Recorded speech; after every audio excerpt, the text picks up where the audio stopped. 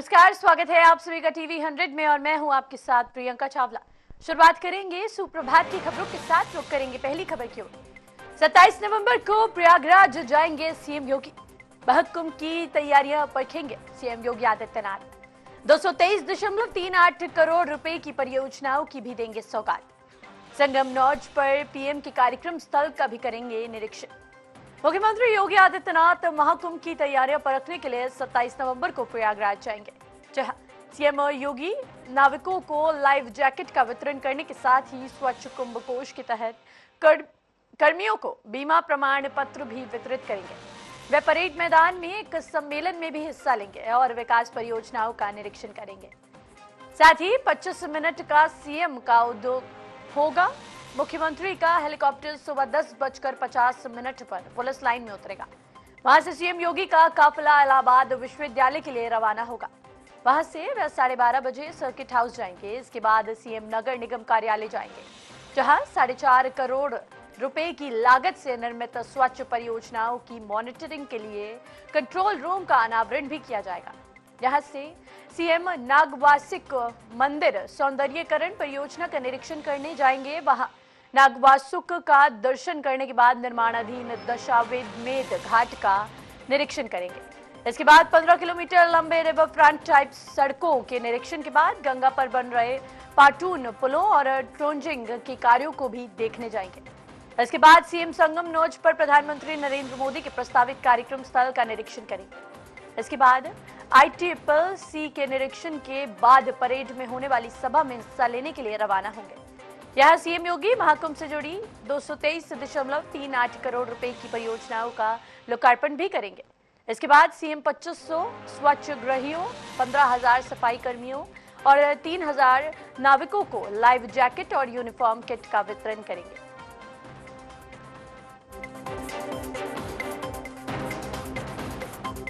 27 नवंबर को प्रयागराज में सीएम योगी आदित्यनाथ का दौरा प्रस्तावित है। महाकुंभ की तैयारियों को परखने के लिए सीएम योगी प्रयागराज जाएंगे। वहीं इसी खबर पर तमाम जानकारी हमारे साथ साझा करने के लिए हमारे साथ हमारे संवाददाता प्रयागराज से संजय कांत जुड़ चुके हैं। उनसे जानेंगे क्या कुछ पूरी तैयारियां हो चुकी हैं महाकुंभ को लेकर, और अब की बार जो ये सीएम योगी आदित्यनाथ का दौरा है कितना महत्वपूर्ण है महाकुंभ मेले के मद्देनजर। देखिए प्रियंका जी, आपको बता दें जिस तरीके से संगम की रीति प्रयागराज में 2025 में लगने वाले महाकुंभ की तैयारियां अनवरत प्रगति पे है और लगातार उस पे कार्य प्रगति पे चल रहे हैं। तीर्थों का राजा कहा जाने वाला तीर्थराज प्रयागराज तंबुओं की नगरी, आस्था का शहर भी कहा जाता है। ऐसे में यहाँ पर हिंदुत्व का एक समागम जो लगेगा 2025 में महाकुंभ को लेकर के, तो यहाँ पर तैयारियां जोरों शोरों से चल रही है। और यहाँ पे अगर तैयारियों की जायजा की बात करें तो खुद सूबे के मुखिया सीएम योगी आदित्यनाथ कल प्रयागराज पहुंचेंगे और प्रयागराज पहुंचने के बाद तमाम जगहों पे, चाहे वो नागवासुकी हो, दशाश्वमेध घाट हो, संगम लॉज हो, कई जगहों पे जो है पीपा पुल बन रहे हो, रेलवे का जो रेलवे ट्रैक बन रहा हो, तमाम फ्लाईओवर अंडरपास बन रहे हैं। तो ऐसे जो वहाँ के कार्यक्रम है, जो वहाँ पे प्रस्तावित काम चल रहे हैं, उसका पूरी तरीके से वो जायजा लेंगे और निरीक्षण करेंगे। आपको बता दें वही ICCC सभागार में वो कुंभ के जितने भी अधिकारी हैं उनके साथ बैठक करेंगे और कुंभ में किसी तरीके से कमी ना हो इसका आदेश, दिशा निर्देश देते हुए नजर भी आएंगे। और वहां पर माघ मेला क्षेत्र में जिस तरीके से परेड ग्राउंड में उनका कार्यक्रम स्थल है, वहां पर कार्यक्रम स्थल में कई कार्यक्रम का वहां पर अनावरण भी करेंगे और संभावित जो कार्यक्रम है वहां पर कई परियोजनाओं का लोकार्पण और शिलान्यास भी करते हुए नजर आएंगे। आपको बता दें वही जो बोट वाले हैं, नाविक हमारे कहे जाते हैं, जो कि संगम क्षेत्र में वो श्रद्धालुओं को गंगा, यमुना, अदृश्य सरस्वती का सैर कराते हैं और धारा में ले जाकर के उनको नजारे दिखाते हैं। इस पार से उस पार ले जाने का काम करेंगे तो उनको लाइफ जैकेट, किट, यूनिफॉर्म पूरी तरीके से उनको वितरित किया जाएगा सूबे के मुखिया सीएम योगी आदित्यनाथ की तरफ से।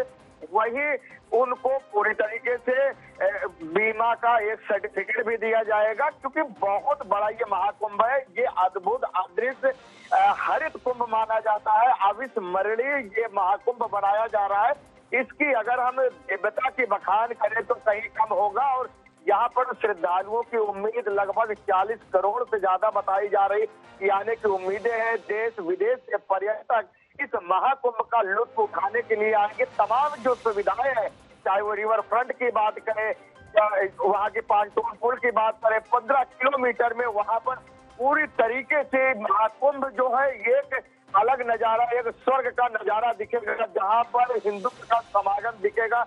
ऐसे में तमाम सुविधाओं से लैस, तमाम सुरक्षा व्यवस्थाओं से लैस, हर एक मेडिकल सुविधाओं से लैस, यहाँ तक कि पर्यावरण सुविधाओं से लैस तमाम जो सुविधाएं हैं जो कि वो अपने विदेशों में लिया करते हैं, ऐसे में वो पूरी सुविधा इस महाकुंभ में संगम की रेती प्रयागराज में और विदेशियों को मिलेगा।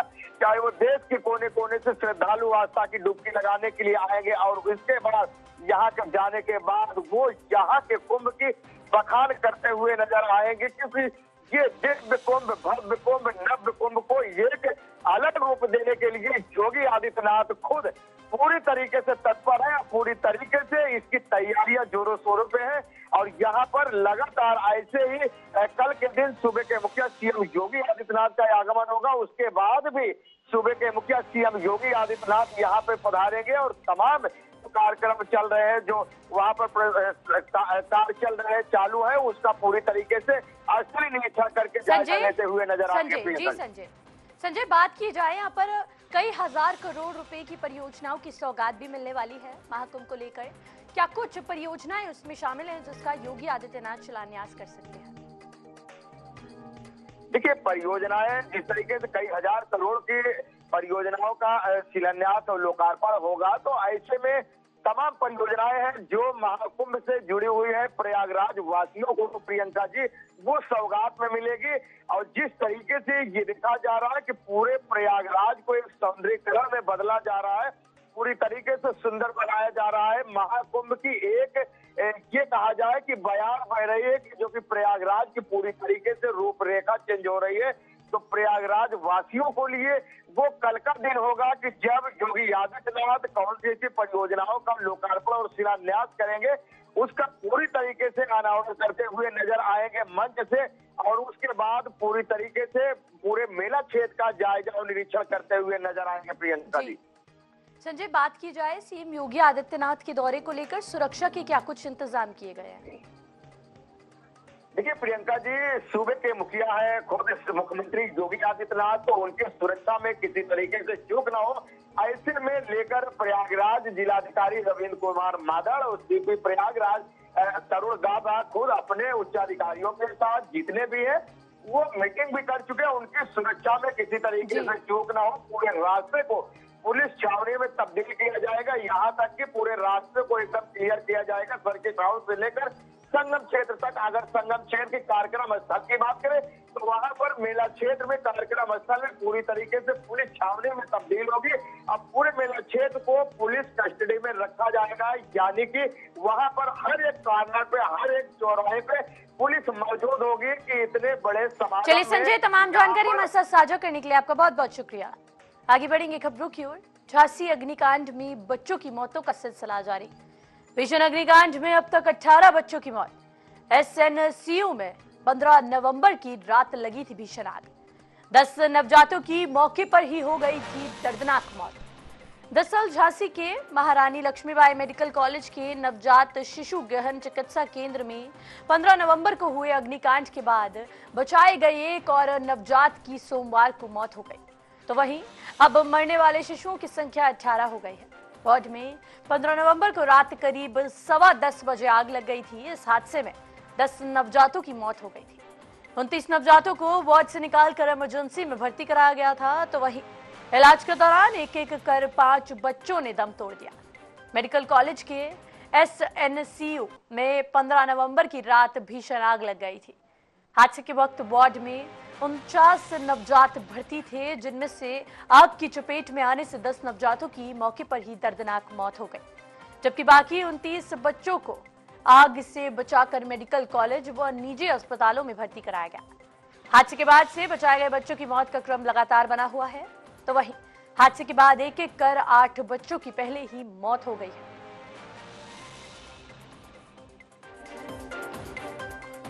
भीषण अग्निकांड जो 15 नवंबर को आग लगी थी, उसमें अभी तक झांसी अग्निकांड में जो बच्चों की मौतें हुई उनका सिलसिला अभी भी जारी है। तो वहीं आज 18 बच्चों की मौत अभी तक इस हादसे में हो चुकी है।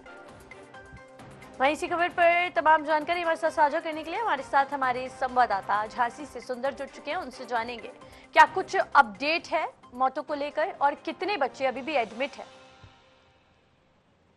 जी, आपको बता दूं, झांसी अग्निकांड जो मेडिकल कॉलेज में हुआ है वो किसी से छुपा नहीं है और एक बहुत बड़ा भूचाल की तरह था। इसमें कई बच्चों की जान चली गई है, जिसमें 10 बच्चे तो तुरंत ही जल गए थे और उसके बाद इलाज के दौरान बाकी बच्चों की मौत हो गई है और ये सिलसिला आगे भी बढ़ता रहेगा। क्योंकि कई बच्चे इसमें अभी भी सीरियस तरीके हैं, उनको लेकर प्रशासन ने जो घोषणा की। सुंदर, किन अस्पतालों में ये बच्चे भर्ती हैं और अस्पतालों की स्थिति कैसी है? जी, आपको बता दूं, मेडिकल कॉलेज में कुछ बच्चे भर्ती है, जिसमें से 3 बच्चे बाहर झांसी के प्राइवेट हॉस्पिटल्स में भर्ती है और एक मऊरानीपुर में भर्ती है प्राइवेट हॉस्पिटल में, जिनका इलाज चल रहा है और उनकी इलाज की पूरी निगरानी अच्छे तरीके से की जा रही है। लेकिन सवाल ये उठता है कि इसके बाद भी जो बच्चे गंभीर रूप से जल गए थे या जो घायल थे, वो अभी भी दम तोड़ते नजर आ रहे हैं। और आपको बता दें, इस पूरे मामले में अभी तक किसी भी तरह की डिपार्टमेंटल कोई भी कार्रवाई नहीं हुई है। सिर्फ जो ठीक है, जैसे आपने बात की सुंदर, आपने बोला कि यहाँ पर कोई भी कार्रवाई नहीं हुई है, तो जांच में अभी तक का क्या अपडेट है? जी, अभी तक जो रिपोर्ट जारी की गई है उसमें सिर्फ शॉर्ट सर्किट की वो वजह बताई गई है। लेकिन इन मौतों का क्या होगा, उन्हें परिजनों का साफ तौर पर कहना है कि उनके बच्चे कैसे लौटेंगे, कौन देगा, उनका हर्जाना कौन भरेगा, जबकि पूरा मेडिकल डिपार्टमेंट में एक भी किसी तरह की कोई भी कार्रवाई नहीं हुई। कई समितियां बनी, कई तरीके से लोग आए यहाँ पर, प्रमुख सचिव भी पहुंचे, सीएम भी पहुंचे, उसके बाद भी स्थिति वहीं के वहीं है। इसमें किसी भी तरह की कोई भी जी सुंदर, यहाँ बात की जाए राज्य सरकार की तरफ से क्या कुछ निर्देश उन बच्चों के इलाज के लिए दिए गए हैं जो यहाँ पर घायल है अभी तक? जी, उनके इलाज के लिए प्रशासन ने अच्छी व्यवस्था की है। उन्हें मेडिकल में भी साफ तौर पर पूरे स्टाफ को बोल दिया गया है और प्राचार्य उनको भी साफ निर्देश दे दिए गए हैं कि बच्चों के इलाज में किसी भी तरह की कोई कोताही ना बरती जाए और उनके इलाज में जो भी खर्चा हो या जो भी व्यवस्था हो उन्हें पूरी तरह से सुदृढ़ की जाए और उन्हें भरपूर तरीके से इलाज दिया जाए ताकि उन्हें स्वस्थ होकर वो अपने घर जा सके। इसमें कई बच्चे हैं जो करीब 19 और भी बच्चे हैं जिनको इलाज के बाद स्वस्थ होकर वो अपने छुट्टी कर दी गई है, घर अपने चले गए हैं। लेकिन जो बाकी बच्चे भर्ती हैं उनकी स्थिति जो प्रशासन बता रहा है, अभी तक मेडिकल डिपार्टमेंट वो बता रहे हैं कि उसमें कुछ बच्चे अभी भी पूरी तरह से गंभीर हैं और उनका इलाज बड़े अच्छे तौर पर चल रहा है। लेकिन सवाल ये उठता है कि इसमें जो बच्चे नहीं हैं या जो बच्चे नहीं रहे उनके लिए प्रशासन ने जो आर्थिक मदद की घोषणा की थी वो उनके पहुंच गए हैं कुछ के, लेकिन जो अभी भर्ती है उनके परिजन पूरी तरह से अभी परेशान हैं कि उनके बच्चे का क्या होगा और किस तरीके से उनके बच्चे को स्वस्थ होकर वो अपने घर पहुंच पाएगा। जिसमें क्योंकि यहाँ के दूर दराज के लोग मेडिकल कॉलेज पहुंचते हैं और अपने बच्चे का इलाज, अपने परिजनों का इलाज या जो भी मतलब कराते हैं वो यहाँ पहुंचते हैं और मेडिकल डिपार्टमेंट के भरोसे रहते हैं कि भाई वो यहाँ से स्वस्थ होकर जाएंगे। चलिए, तमाम जानकारी मेरे साथ साझा करने के लिए आपका बहुत बहुत शुक्रिया सुंदर। संबल हिंसा मामले में 7 एफआईआर दर्ज, 3750 से अधिक लोगों के खिलाफ मुकदमे दर्ज, 25 लोगों को गिरफ्तार कर पुलिस ने भेजा जेल। संबल में आज भी इंटरनेट सेवाएं और स्कूल कॉलेज बंद। दरअसल संबल में मस्जिद के सर्वे को लेकर हुई हिंसा मामले में पुलिस ने 3750 से अधिक लोगों के खिलाफ 7 प्राथमिकी दर्ज की है। सपा सांसद जियार उर रहमान वर्क और विधायक इकबाल महमूद के बेटे सुहेल इकबाल को भी आरोपी बनाया गया है। पुलिस ने 25 लोगों को गिरफ्तार कर जेल भेजा है। जामा मस्जिद के सर्वे को लेकर रविवार को भड़की हिंसा सुनियोजित थी। घायल सीओ, डिप्टी कलेक्टर व पुलिसकर्मियों की ओर से सोमवार को 3750 से अधिक लोगों के खिलाफ 7 अलग अलग प्राथमिकी दर्ज की गई है। दरोगा दीपक राठी की ओर से प्राथमिकी में सपा सांसद JR उर रहमान बुक और विधायक इकबाल महमूद के बेटे सुहेल इकबाल व 800 से अधिक अज्ञात को आरोपी बनाया गया है। सांसद व विधायक पुत्र पर भी भीड़ को हिंसा करने के लिए भड़काने का आरोप है। 25 लोगों को गिरफ्तार कर पुलिस ने जेल भेज दिया है। तो वहीं शहर में सोमवार को दूसरे दिन भी तनावपूर्ण स्थिति बनी रही। तिराहे चौराहे पर सन्नाटा छाया रहा। तो वहीं पुलिस, PSC व रैपिड एक्शन फोर्स के जवान गश्त कर रहे थे। अधिकारियों के प्रयासों के बाद भी दहशतजदा व्यापारियों ने दुकानें नहीं खोली। इंटरनेट सेवा और स्कूल कॉलेज मंगलवार को भी बंद रखने के आदेश दिए गए। तो वहीं राजनीतिक पार्टियों के प्रतिनिधियों के जुटने की आशंका के मद्देनजर 30 नवंबर तक बाहरी लोगों के प्रवेश पर रोक लगा दी गई है।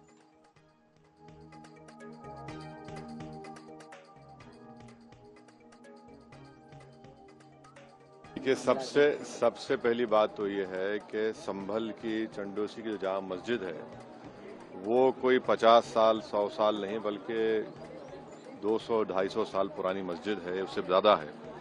वहाँ पर कोर्ट की तरफ से बगैर मस्जिद के जिम्मेदारों को कमेटी को सुने उन्होंने एक एक्स पार्टी ऑर्डर पास कर दिया, वो गलत है। दूसरा ये है कि एक बार तो आपने गलत ऑर्डर दिया, सर्वे हो गया। दूसरा सर्वे जब किया आपने किसी को इत्तला नहीं दी। तीसरी बात यह है कि पुलिस का ये काम था कि मस्जिद कमेटी को कॉन्फिडेंस में लेते या वहाँ की पीस कमेटी को। चौथी बात यह है कि जो सर्वे करने लोग आ रहे हैं वो प्रोवोकेटिव स्लोगन्स लगा कर आ रहे हैं, वो वीडियो उसका है, पब्लिक डोमेन में है। और उसके बाद जो वहाँ पर वायलेंस हुआ जिसमें 3 मुसलमानों को गोली लगी, उनकी मौत हुई, हम इसका कंडेम करते हैं। ये फायरिंग नहीं बल्कि मर्डर है। और जब से बाबरी मस्जिद राम मंदिर का जजमेंट आया, जिस बात को मैं पर्टिकुलरली कह रहा हूँ कि उस जजमेंट के बाद ये सब चीजें खुलेंगी और एक के बाद एक खुल रही हैं। जब वो वहाँ थे ही नहीं कल घटना वाले दिन, he was out, he was in Bangalore, वो कहाँ थे वहाँ? तो सब झूठ है सब। हम ये मांग करते हैं कि जिन लोगों ने गोली चलाई है, जिनके लिए जिम्मेदार वहाँ के DM SP हैं, इन पे हत्या का मुकदमा कायम होना चाहिए।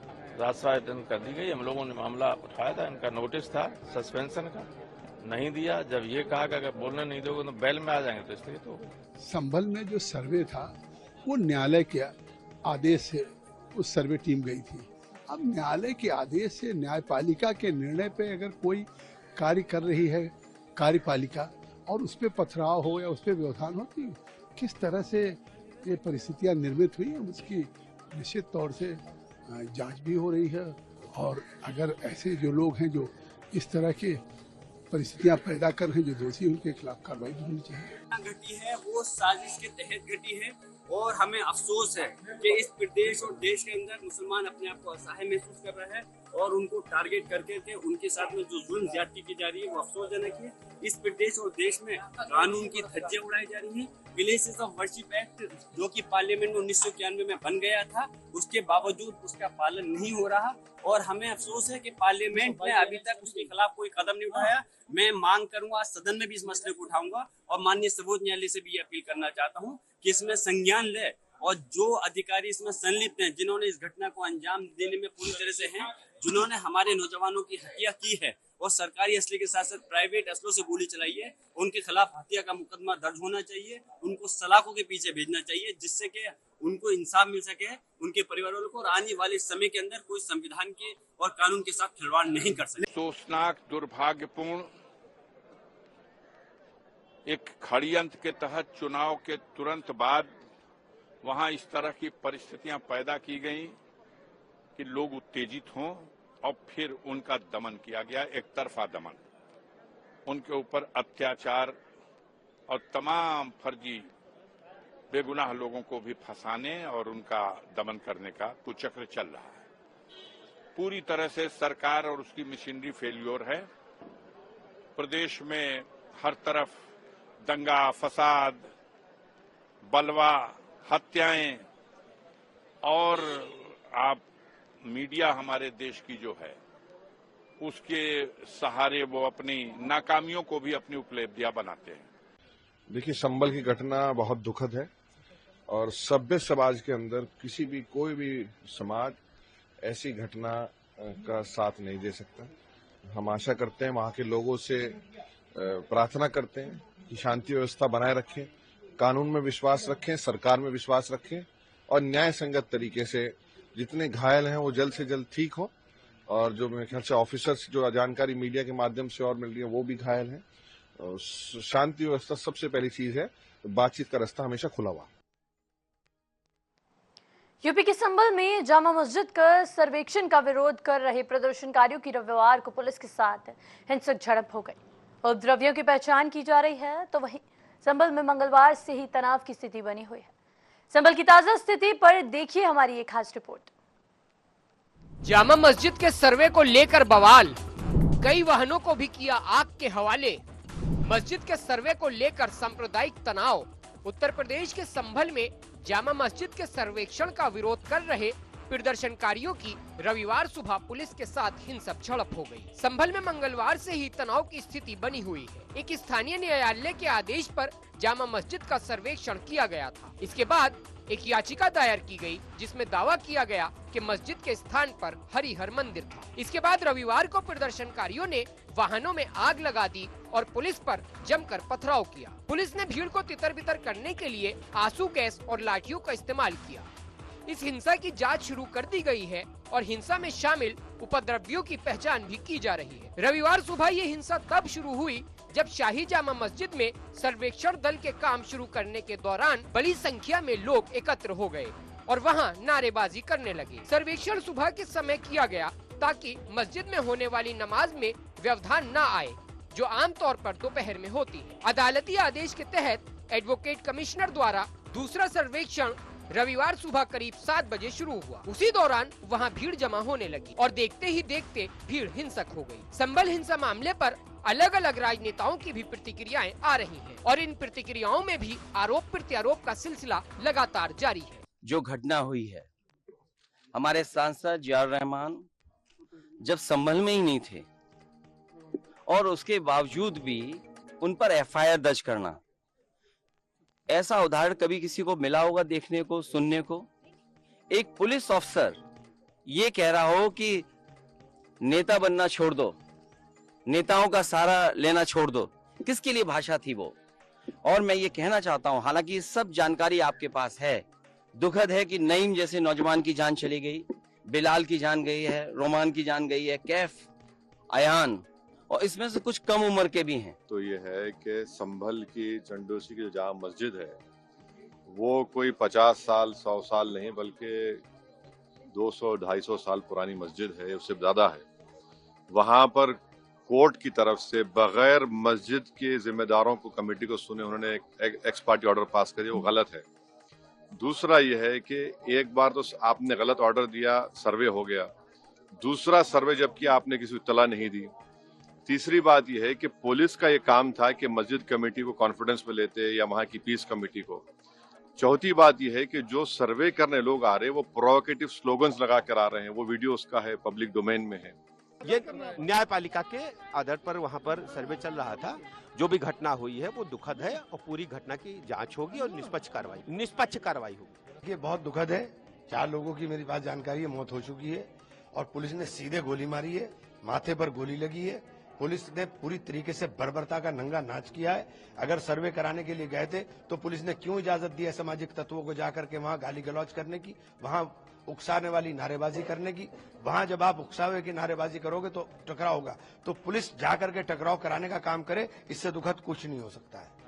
जी दंगाई तो है और क्या है, 1 मिनट में आदेश होता है कोर्ट से, 2 घंटे के अंदर सर्वेयर टीम पहुंच जाती है, फिर उसके बाद जब झगड़ा नहीं होता तो नेक्स्ट दोबारा फिर तैयारी की जाती है। इस बार अपने साथ लोगों को लेके जाया जाता है। सर्वे टीम के साथ लोगों को जाने का क्या मतलब है? क्यों गए लोग उस सर्वे टीम के साथ? सारे वीडियो मौजूद है कि नारेबाजी हो रही है और गाली गलौज हो रही है। आप नफरत को कहां ले जाना चाहते हो? क्यों नफरत की आग फैलाना चाहते हो? इस नफरत के अंदर हम लोग झुलस जाएंगे। नफरत से देश नहीं चल सकता, देश मोहब्बत से चलेगा। देखिए, संभल की घटना कहीं न कहीं प्रेरित की हुई घटना लगती है, क्योंकि न्यायालय का आदेश हुआ, कोर्ट सर्वे हुआ, कोर्ट कमिश्नर सर्वे करने गए और उसके बाद कोर्ट का, न्यायालय का पालन करना सबका दायित्व है। यदि किसी को उस न्यायालय के आदेश से असहमति भी है तो उसका उचित प्लेटफॉर्म है, उचित माध्यम है, वो अपनी बात न्यायालय में रख सकते हैं। लेकिन ये किसी को अधिकार नहीं है कि किसी भी न्यायालय के आदेश के खिलाफ, संवैधानिक व्यवस्थाओं को तोड़ करके, कानून को तोड़ करके गुंडई, अराजकता, पत्थरबाजी करेंगे, ऐसे लोगों के साथ कड़ाई से पेश किया आया जाएगा और कठोर कार्रवाई करने का काम प्रदेश सरकार करेगी। कानून का पालन सबको करना होगा। देखिए, अच्छा है, उठना चाहिए। संभल का विषय बड़ा विषय है और संभल में जो 4 लोग जान गए, 4 लोग जान अहमियत रखती है। कोई सब धन्ना सेठ के बेटे नहीं है, सब गरीब लोग हैं और जिनकी जान गई। मैं फिर कहूंगा कि हिंसा किसी चीज का हल नहीं है। मैं हिंसा का समर्थन नहीं करता, लेकिन हर हिंसा के पीछे कोई ना कोई रीजन रहता है, कोई कारण रहता है। उस कारण को जानना भी बहुत जरूरी है।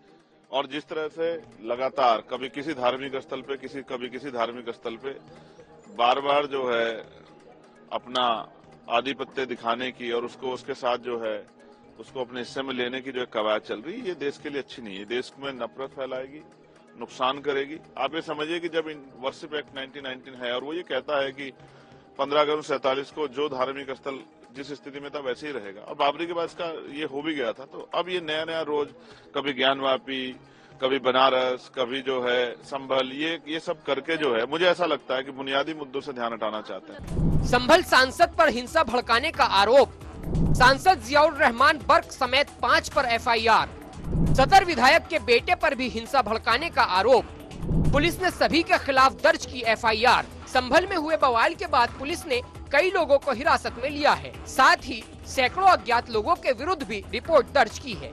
इसके अलावा अब हिंसा भड़काने के मामले में एक बड़ी कार्यवाही भी की गई है, जिसके अंतर्गत संभल लोकसभा के सांसद जियाउर रहमान बर्क, सदर विधायक इकबाल महमूद के बेटे सुहेल इकबाल और अन्य 5 लोगों के विरुद्ध कोतवाली संभल में रिपोर्ट दर्ज कराई गई है। सभी पर हिंसा भड़काने का आरोप लगाया गया है। संभल में हुए बवाल में 15 पुलिसकर्मी घायल हुए हैं, वहीं 800 लोगों के खिलाफ केस दर्ज किया गया है। सीसीटीवी से उपद्रवियों की तलाश की जा रही है। पुलिस को पथराव वाली जगह पर हथियार भी मिले हैं। ऐसे में एक बड़ा सवाल ये भी है कि इतनी भारी मात्रा में हथियार और पत्थर इतने संवेदनशील इलाके के आसपास इकट्ठा कैसे हो गए। ये तमाम वो सवाल हैं जिनका जवाब पुलिस प्रशासन भी खोज रहा है। फिलहाल मामले की जांच जारी है और इलाके में शांति बहाली के प्रयास लगातार किए जा रहे हैं। Bureau report TV 100। सुप्रभात की खबरों के लिए फिलहाल इतना ही। देश दुनिया से जुड़ी तमाम खबरों के लिए बने रहे हमारे साथ और देखते रहें टीवी 100।